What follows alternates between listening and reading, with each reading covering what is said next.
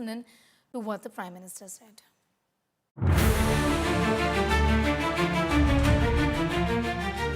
नवरात्रि के प्रथम दिवस 22 सितंबर को सूर्योदय के साथ ही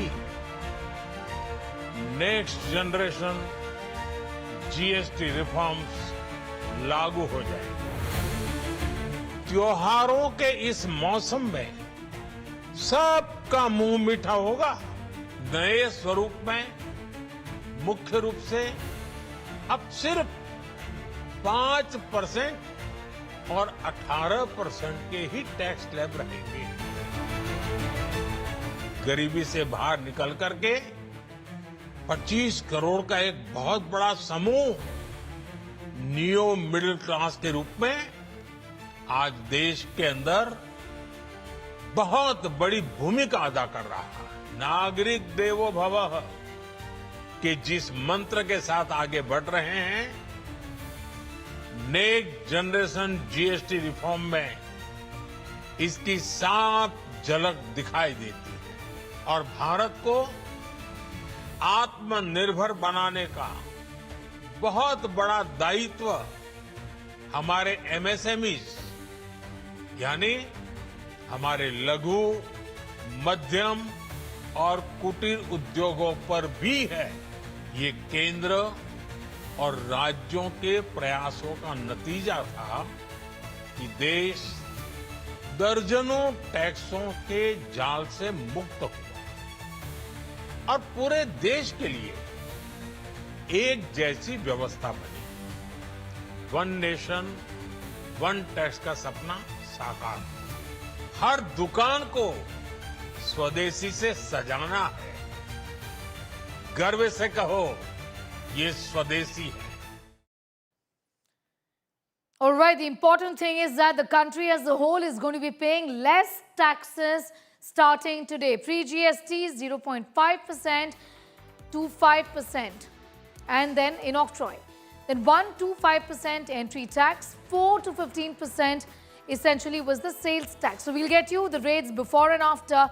Pre-GST 1 to 5% entry tax and now at 9.5% projected tax post GST 2.0 reforms. 4 to 15% sales tax. Again, this is projected tax post GST 2.0 reforms. Let's tell you a little about the other duties as well. Excise duty at 12 to 15%. Pre-GST, then after the new reforms at 9.5 projected tax post GST 2.0 reforms. These in fact are the changes that we would be seeing starting today. A little about the service tax as well. Pre-GST 14 to 15% and here is the advantage right now as far as the service tax is concerned. The average pre-GST is about 25 to 30%. Now projected at about 9.5%.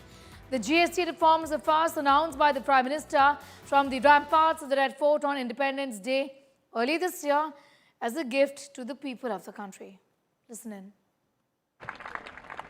साथियों, इस दिवाली में आपकी double Diwali का काम मैं करने वाला हूं। इस दिवाली में आपको एक बहुत बड़ा तोहफा देशवासियों को मिलने वाला है। पिछले 8 साल से हमने जीएसटी का बहुत बड़ा रिफॉर्म किया। पूरे देश में टैक्स के बर्डन को कम किया, टैक्स की व्यवस्थाओं को सरल किया और 8 साल के बाद समय की मांग है कि हम एक बार उसको रिव्यू करें। हमने एक हाई पावर कमेटी को बिठा करके रिव्यू शुरू किया, राज्यों से भी विचार विमर्श किया और मेरे प्यारे देशवासियों, हम नेक्स्ट जनरेशन जीएसटी रिफॉर्म्स लेकर के आ रहे हैं। ये दिवाली के अंदर आपके लिए तोहफा बन जाएंगे। सामान्य मानवीय की जरूरतों के टैक्स भारी मात्रा में कम कर दिए जाएंगे। बहुत बड़ी सुविधा बढ़ेगी। हमारे एमएसएमई, हमारे लघु उद्यमी, इनको बहुत बड़ा लाभ मिलेगा। रोजमर्रा की चीजें बहुत सस्ती हो जाएगी और उससे इकोनॉमी को भी एक नया बल मिलने वाला है। Minister of Road Transport and Highways of India, Nitin Gadkari, has spoken on how the GST 2.0 will put more money in the hands of people, pushing up their purchasing power and in turn the GDP, exports and economy of the country.